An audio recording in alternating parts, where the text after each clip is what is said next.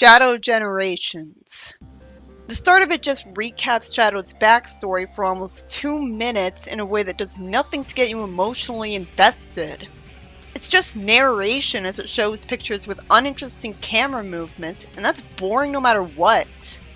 Even if you don't know his backstory, it's still boring because it's not depicting how Shadow remembered his last experience with Maria in SC2, where the music switched between frantic and sad. And it really got me emotionally invested in how tragic her sacrifice was.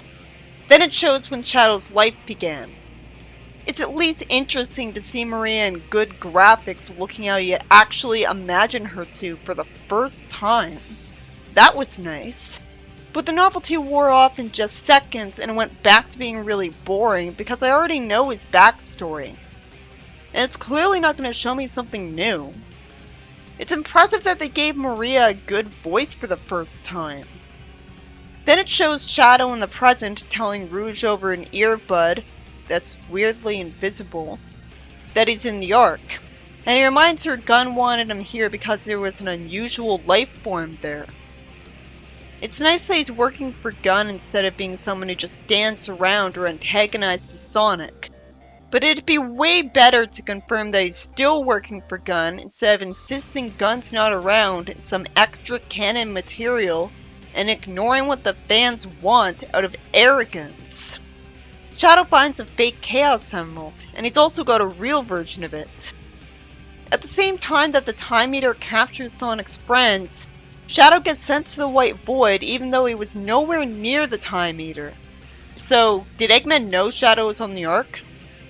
Why did Shadow think he saw Maria in a place that's got fog for no reason when she's from a huge enough distance that he doubts he actually saw her? But he's not the type to hallucinate, or that would have come up before. So why did he assume he only hallucinated her when he already got magically sent to a magical new dimension?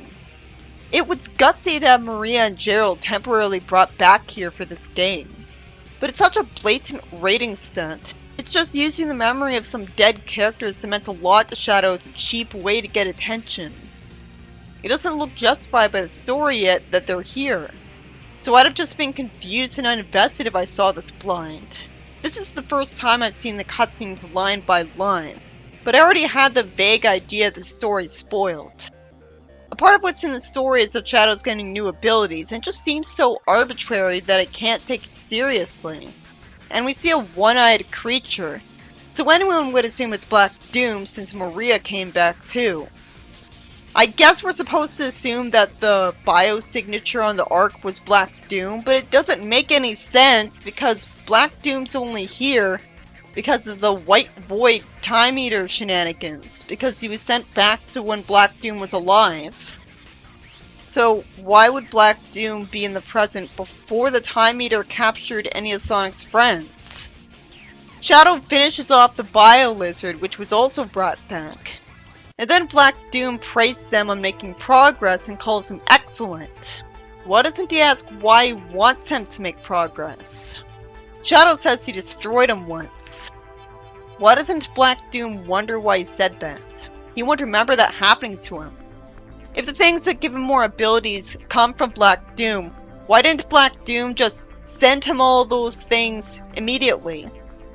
The fact that he has to fight boss fights to get new abilities only causes the risk of him dying to those bosses, so Black Doom would never be able to succeed.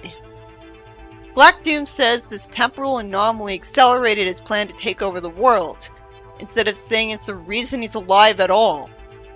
Even if he had warped to the Ark, why wouldn't he have warped back to the world to try to fight Shadow? It's satisfying that Shadow tries to kick him. Black Doom tells him he's not ready yet and leaves.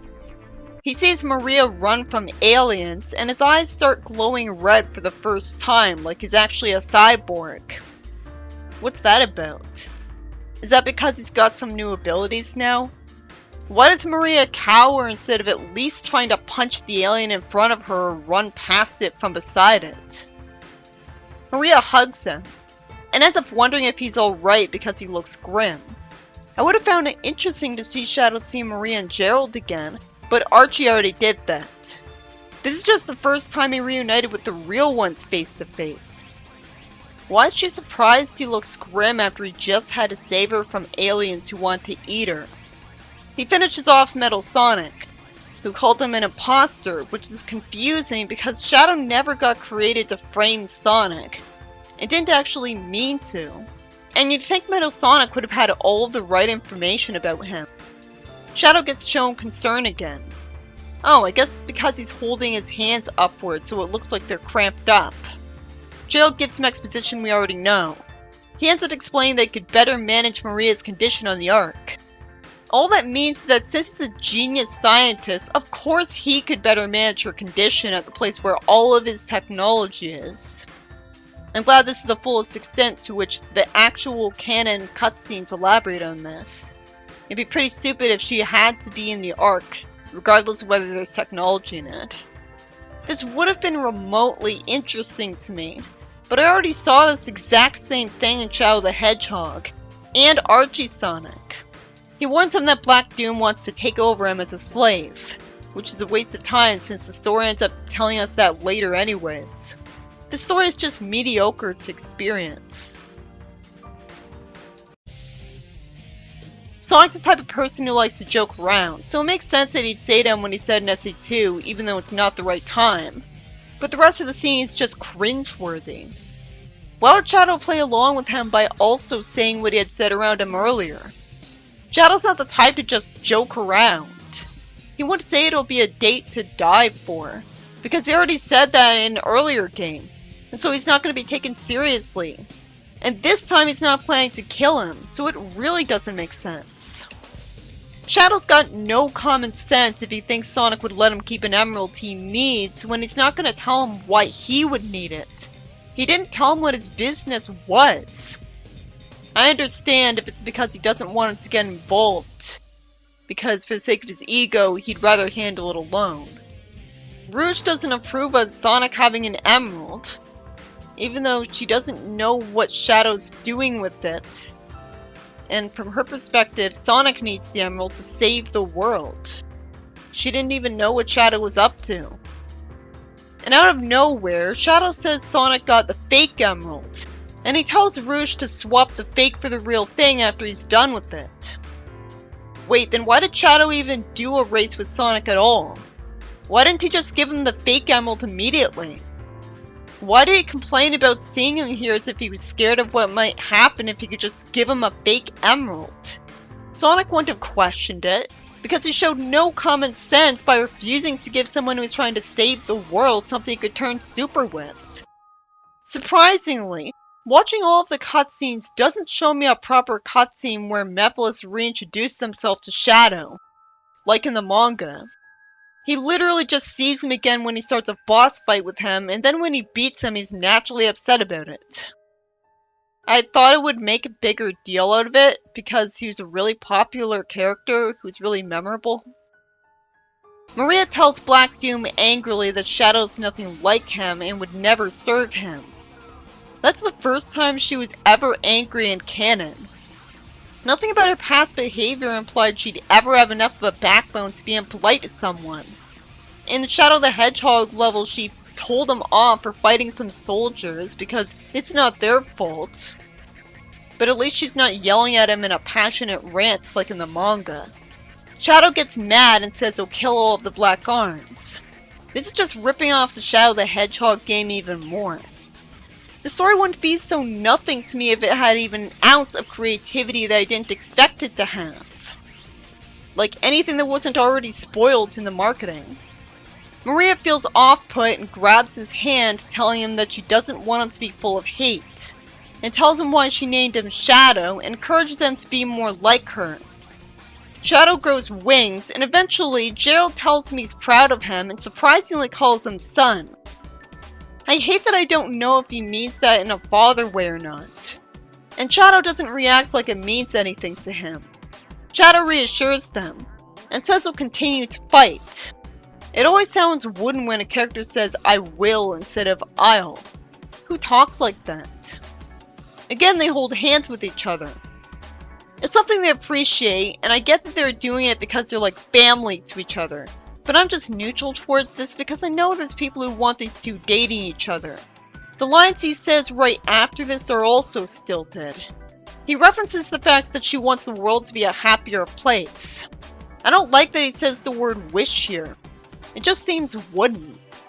Couldn't there have been a more natural way to do this? Why should I get emotionally invested and attached to her? Maybe if I knew she was gonna survive the story, I'd actually give a shit. Shadow tells Black Doom it's time to sever the bond between them forever. So I haven't seen a weird one-eyed character follow Shadow along the whole adventure or tell him what he's gotta do to progress it. It's ironic that he was exclusive to the manga. A character with a role like him, you'd only expect him to be created to be an exposition fairy in a video game. So Shadow and him fight with Shadow flying. Who cares? None of this is anything new to the series, and we know Shadow's not going to get hurt. I think their fight was more interesting to look at in the manga. Their buildings being destroyed.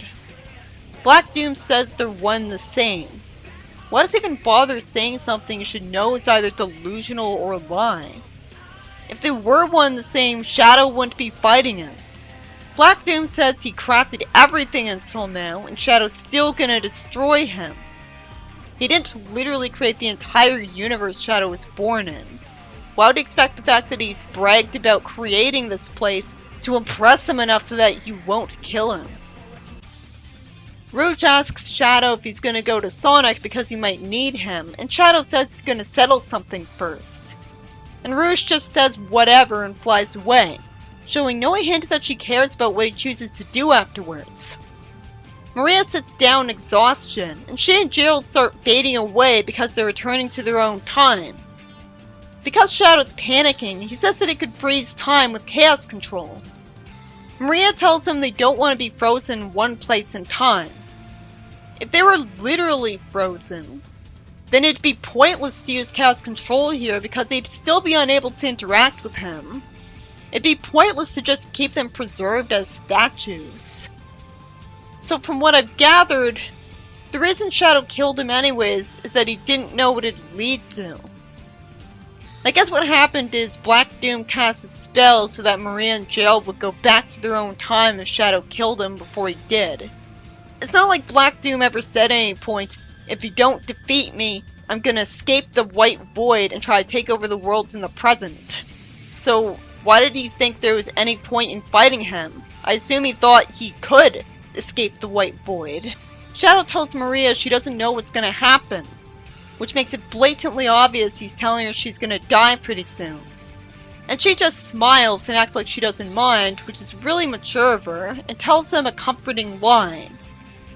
Him not warning them about what's gonna happen to them in the future from their point of view is pretty forced. He was never told that anything bad would happen if Gerald knew that Maria wouldn't be safe on the Ark. I know he could better manage her condition on the Ark, but that would only be because of technology.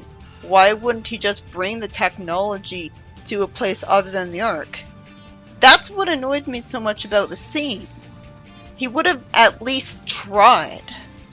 It's so obvious this only happened because of the meta logic, that they didn't want Maria's iconic scene to take place on an earlier timeline, and now it's retconned.